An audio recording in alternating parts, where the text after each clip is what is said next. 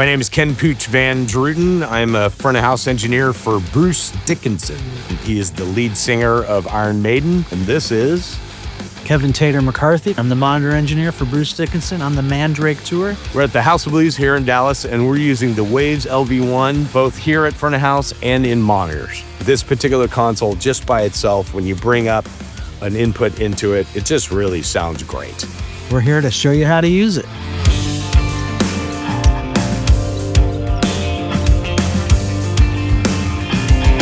We come in every single day, coming off the truck. We love these Z cases. They fold right into there and then fold up. One person can set all this up. We've had these consoles for 2 weeks of rehearsals, and now we're about 3 weeks into the tour. The best way for us is to have one of the Ionic mic pre-racks be the master clock for the whole audio network, and that gets fired up first. By it being the master, every time we fire up everything else, it fires up right up, and the reliability is really great. The way that I usually set up a console is straight from the stage. First 2 to 3 layers are the input, usually in the input order that they are, so that they're easy to go to. So if you go here, you can see that my drums are all in the first layer of stuff, right? And the second layer are, bass, guitars, keys, extraneous things, background vocals, lead vocal, and then I think in the third one is like some extra guitar channels. So those first 3 things, the way that I have those just laid out, super quick, super simple in my own head. Hey, I want to go to drums, it's on layer 1. I want to go to basic guitars, it's on layer 2, etc. This is my custom layer. This is where the layer that I use during the show handles controlling big things. So one fader that controls all of the drums, one fader that controls the bass channels, one fader that controls the stage right guitar player, etc., etc. So quick mix things that I can get to. But along with that are faders that I use that I touch often. So for instance, this is Bruce's vocal right here, but right next to it is a delay send, and then right next to that is an effects handle that controls all of the returns of the effects. Then intro and walk-in, and then my left and right are all in that same bank. So these are all the things that I need to touch during the show. And if I need to get at the EQ of specific things, I come right out of my custom bank, and boom, they're there. I am a guy that tends to use groups, and often I use group into groups. All the drums, for instance, are being sent to 3 different groups, 2 of which are the shell drums, 2 different kinds of compression on those buses to kind of get a snappier sound out of the drums. So I'm sending those to 2 groups. That all the cymbal bits, the hi-hat, the right cymbal, and the overheads all go to their own group. And then from there, they are sent to a monitor send, which is called the band, which has its own compression on it. So I like several layers of compression, all of them not being drastic compression. So as you hit one group, it's 3 dB of compression, but it hits a second group that is also 3 dB of compression. So it's gain stages of compression. So from this band monitor section, it goes to the master section left and right. So all of the things on my console are going to groups, being compressed or processed in those groups. From those groups go to a band bus that's in the monitor section, and from that band bus to the left and right. And that happens also with vocals. I get this question asked a lot of me. What do you use on Bruce's vocal? So the very first plugin in line, high pass filter and a low pass filter. Don't forget about the low pass filter, it's important. I use it to filter out all the sparkly bits that are on that stage, super loud cymbals, all those kind of things. Second plugin is the PSE, one of the best plugins ever made. It is basically a vocal gate. In live sound, it prevents the loudness that's happening up on stage from getting into your vocal. And when the singer is not singing, it closes the gate. What you can do is have the threshold of this particular plugin be controlled by that low pass and high pass filter.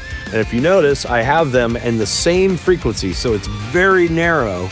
And what I do is sweep to find a really sweet spot in his vocal that opens that gate, but all the rest of the things on the stage don't open that gate. It happens to be for him at 490 hertz. The third thing is CLA2A.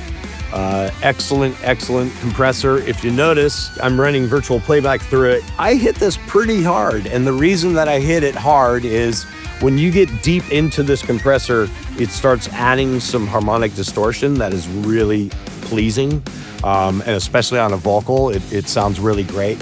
So don't be scared. Like, get into this compressor, nail that sucker. The fourth one is the C6. I always call this plugin my desert island plugin. If I had no other choice to have any plugin, it would be this plugin.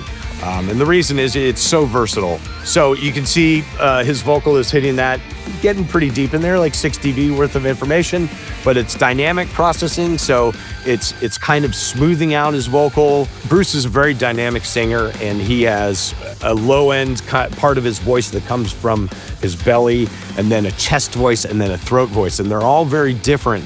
And having a dynamic processor involved in that is really the only way to make him sound and really shine. After that is the F6. This is Swiss Army knife dynamic processing. You'll see that all of my Q on this is really narrow.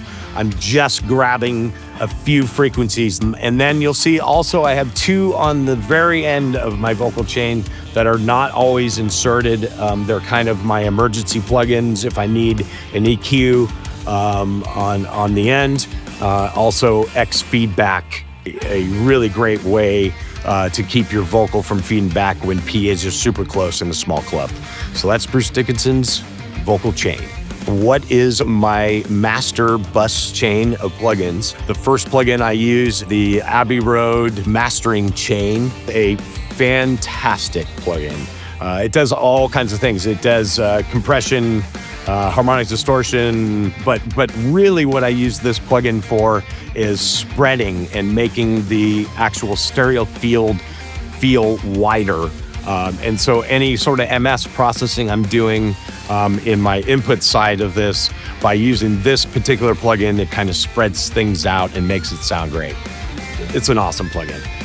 After that, the C6, just dynamic, basic processing, smooth out the mix, usually hit around maximum 3 dB of changes within all my things.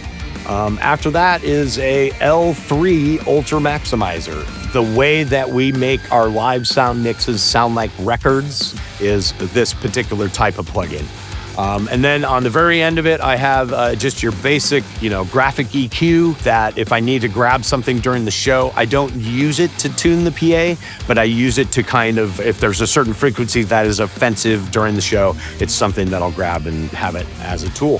So part of what drew me towards the LV1 was the fact that I had access to all of Waves plugins available here. I also mix records and other situations that are not just necessarily a live mix. And I use plugins in all of those situations. So things are very familiar here. I use the same plugins here on a snare drum, for example, that I use making records. I get to choose the plugins that I want and bring them to a live sound mix.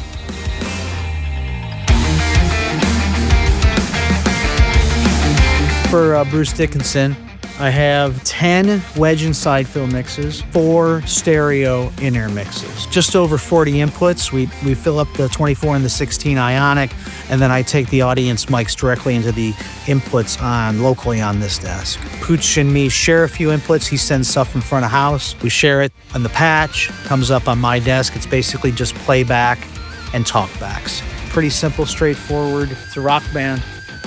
Never me louder. Me louder than everybody else. I fire the desk up, load my session. I start on Mixer 2 screen, which I always have set to my aux outs. If you have your gain structure correct to all your mix outs and your inputs, everything's going to come up and sound good to start with, right off the bat. If all your stuff is correct there, it's like building the foundation. And then I go to Mixer 1, and I do all my inputs on Mixer 1. And I kind of am in this mode for basically show mode after I'm all set up, pinked, and ready to go. These are all my inputs. I've done it under a custom layer to get the stuff fast. I cue mixes up, sends on faders, do my adjustments, right back on it. First, we'll go to the mixes. I use the GEQ Classic as the 31 band in all my wedge and side fill mixes.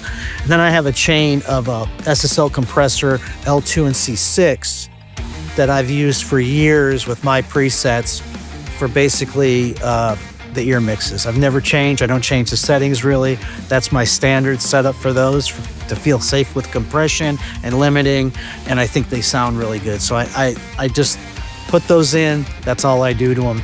The SSL comp, I'm not hitting the compressor at all or anything. I just run through it. I think running through it sounds better, at least to me. So it's basically just running through there.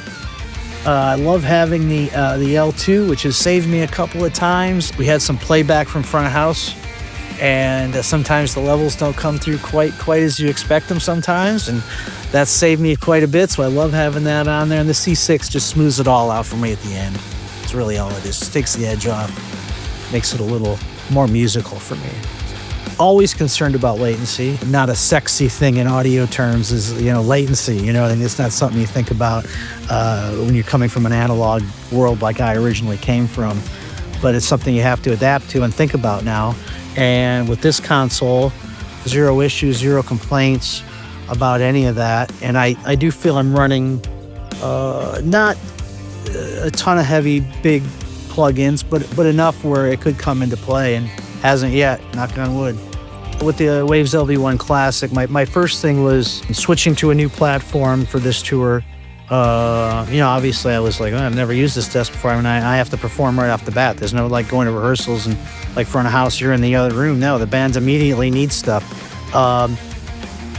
I thought I adapted to it very quick, and Waves, the LV1 Classic, made that extremely easy for me and my thought process and how to operate the desk. Small, light, easy setup, and most importantly, fader, counts, this, that, I/O, all this stuff. It's got to sound good, and that's what we're here for, right? It's got to sound good. You don't want to fight that. And this desk, to me, made dialing up the mixes fast, efficient, and sounded great right off the start. I'm really super pleased that I've chosen the LV1 for this tour. It's really doing all the things that I expected it would do and more. It's such a small little package, but does so many amazing things well. I would take this console into an arena tour, honestly. It's a great sounding desk. And we're really pleased to have it out here on the Bruce Dickinson tour.